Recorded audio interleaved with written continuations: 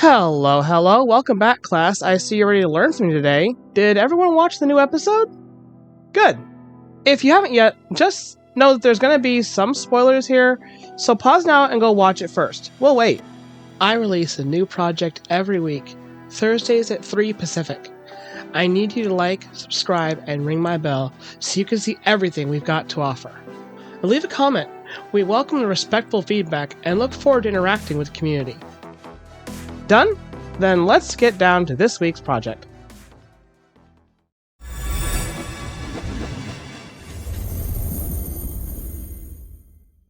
So this week we have for you Olivia Smith. She's the mother of Patty and Emil, and the wife of Patrick Smith, the village blacksmith.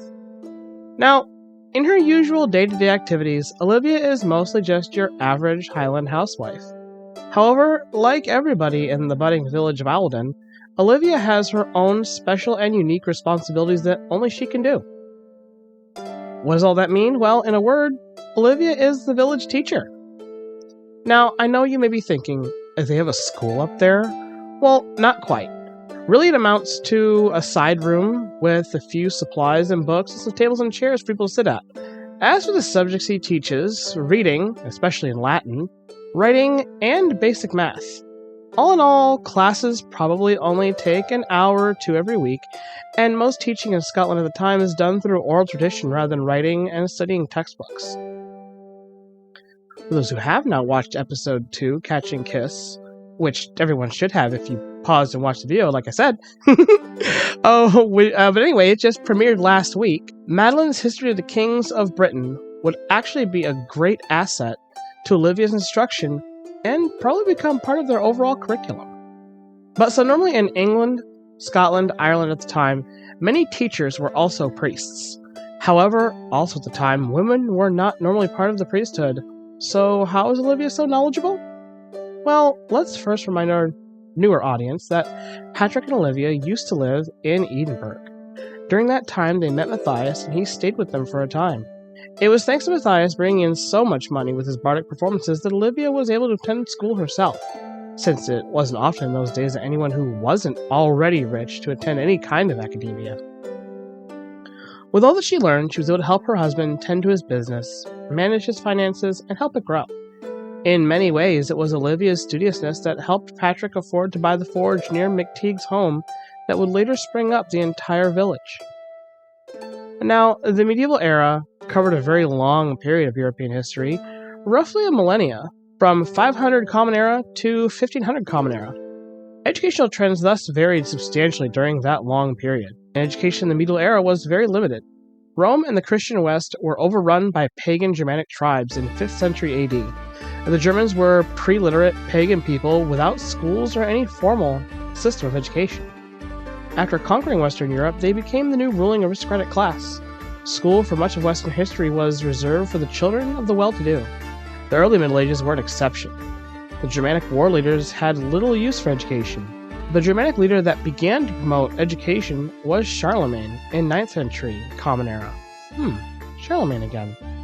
Wasn't he important to blacksmiths as well? Oh yeah, check the card up here to find that out. Anyway, learning was not valued and rapidly declined in the West. By the late Middle Ages, though, education in Europe began to become more widespread. As the pace of commercial activity quickened and cities grew, there was an increasing demand for young people with reading, writing, and numeracy skills. At the end of the medieval period, the Protestant Reformation, which focused on personal Bible study, was a major factor, but that wasn't until 16th century AD. In a lot of ways, we can see now, once again, how the medieval era mirrors our own modern age. With every increase of technology, there requires a new level of schooling. And to the point where they're actually teaching things like, different social media classes in different schools now, and how to handle technology.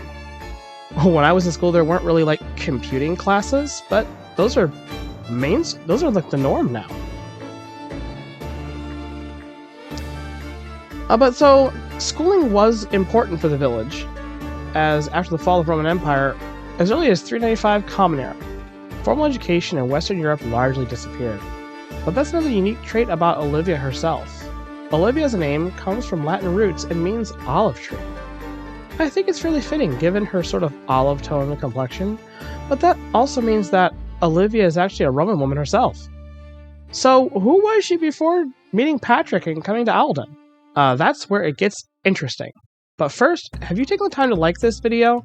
Consider subscribing if you haven't. It really helps push us further into the YouTube algorithm so that more people can find these great videos. Alright, back to it. Classically Roman names were very tied to the men of the family.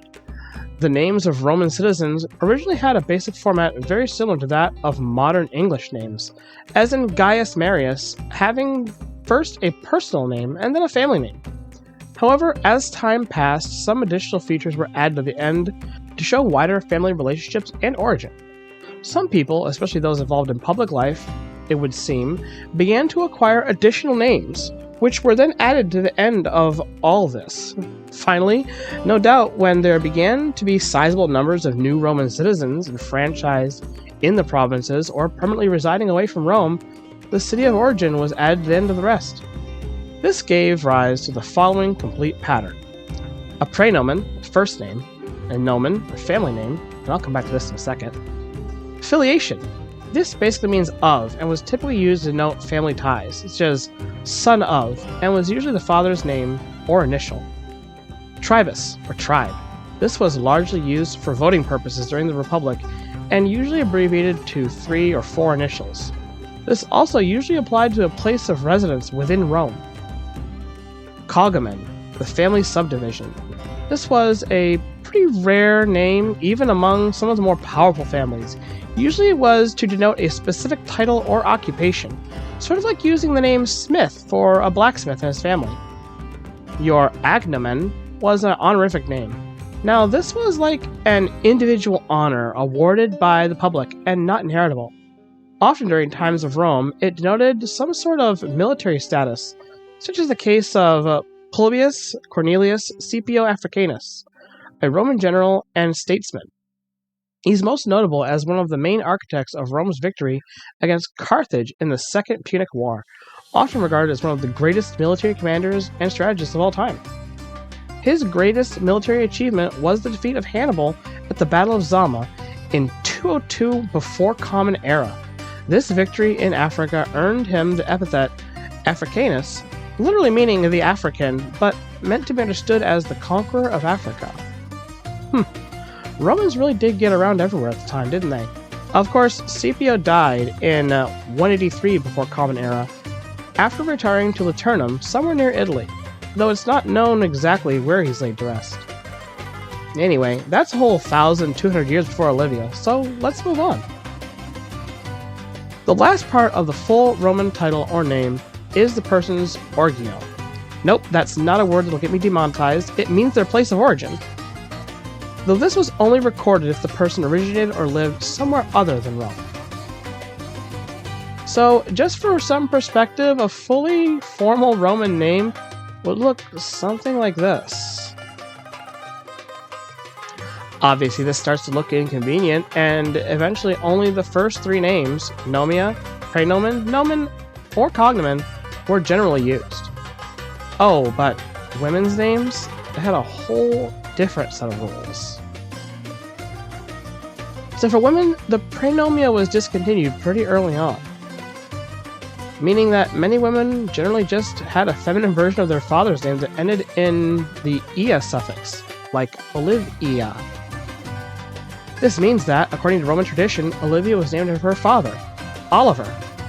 You can see this tradition playing out in their family as well, with Patrick being the father and Patricia being his first daughter's name. This must mean that Olivia had a large part of why she was named thusly, and why she insists against calling her simply Patty. So isn't that neat? Oh, but after the abandonment of the praenomia, women sometimes acquired less formal personal cognomia from the need to distinguish them from their namesakes. They didn't have the modern Western custom of taking their husband's family name, but at some very formal weddings, there was an interesting and perhaps comparable custom whereby the new wife accepted her husband by saying, Ubi tu Gaius ego Gaia, where you are Gaius, I am Gaia, playing on the masculine and feminine versions of the praenomen. Honestly, information about women's names is very limited in written sources of Roman history. These were, of course, largely recorded by men and dealt a lot with business, war, and politics, except in cases of literature or poetry where formal names weren't really used.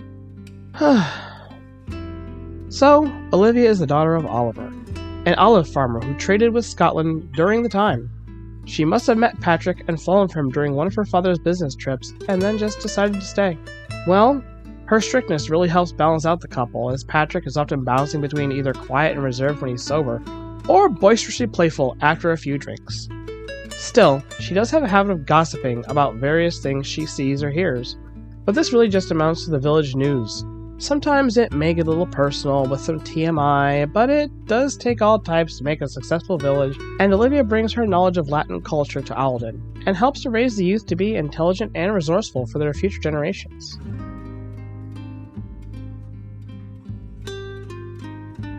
Patricia Smith, you watch your tongue, young lady. I did not expect to be able to fill up a lot of information about this character. I'll be perfectly honest, she's a bit minor with not a whole lot of screen time because the kids are rarely actually in school. Just the same, I actually learn a lot making these, and I guess you all do too. That's why you keep coming back, right? So leave me a comment for why you watch these videos. I'd love to get a gauge for what our community is interested in. And while you're down there, like, subscribe, and also ring my bell so you can get the next project sent right to your phone or other devices when they release on Thursdays. Your support helps us greatly in getting these projects and episodes out to you faster, so please consider visiting the Patreon link included in the description and check out the tiers we have to offer. Starting at just $1 a month, those at the $10 tier can gain access to a new page of the Monomyth comic book every week. The $50 Keeper tier gets access to the raw scripts so you can read the story way ahead of time, should you prefer the sort of novel format to the story. For now, let's me give a big thanks to our current patrons.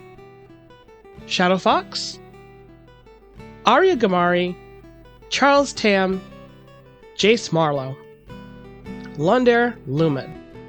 Art this week is David N., also known as Shalak on Fiverr. He's been doing a whole series of these super realistic portraits of our characters that are just fantastic. I'm sure you saw his work in last week's episode, didn't you? That being said, the link to his business is down in the description. Head over there and commission him if you enjoyed this week's art.